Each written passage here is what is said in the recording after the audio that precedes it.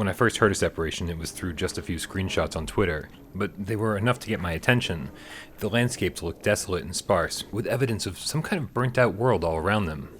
And as the release date approached, we got word that Separation was developed completely by one person, whose inspiration for the game wasn't only the PlayStation 2 classic Eco, a game that's near and dear to my own heart, but also an exploration of sadness, loneliness, and depression after losing his father back in 2010.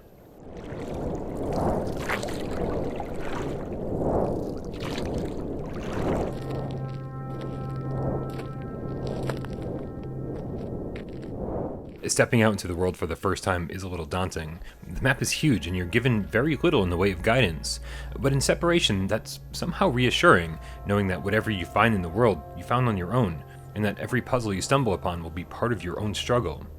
If you can't already tell from the way I'm talking about it, I immediately resonated with Separation's themes and found simply existing inside of it mesmerizing and thought-provoking. If you've ever dealt with the loss of a loved one or battled severe depression of any kind, I'd honestly be shocked if you didn't feel the same way.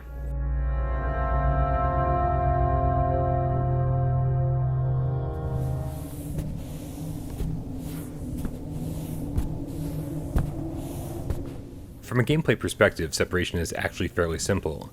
The objective, without giving anything away, is to locate a series of giant crystals throughout the world and use them to connect a beam of light from one end of the map to the other.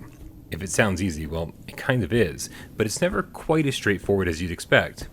Some crystals are hidden, some need to be rotated or moved, and some are just missing altogether, which is when connecting the dots starts to get just a bit trickier.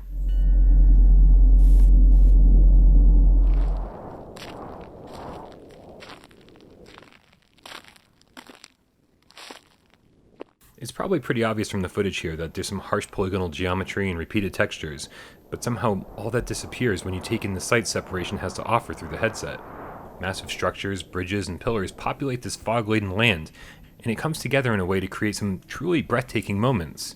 It doesn't hurt that the music in Separation, which is frequently absent for long stretches of time leaving nothing but the sounds of your footsteps, is also built around the same themes of sadness.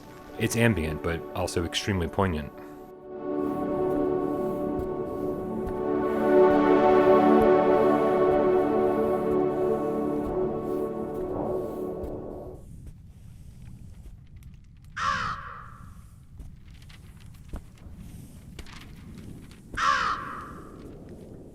I played Separation for 7 hours straight, pretty much from beginning to end.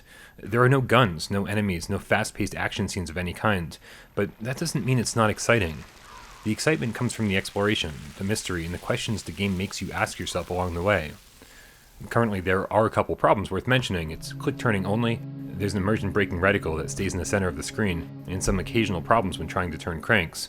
But those issues are all being addressed, and although it'd be nice when they're fixed, Separation in its current form is already a masterpiece.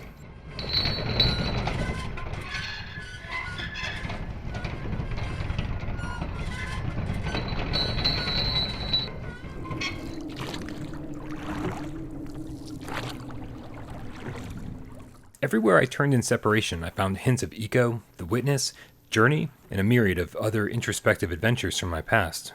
And while it might wear its inspiration on its sleeve, Separation is far more than the sum of its parts, managing with ease to become one of my favorite PlayStation VR games yet. But what I loved most was how it wasn't scared to leave some gamers behind, in order to focus on the ones that will truly appreciate what it has to offer.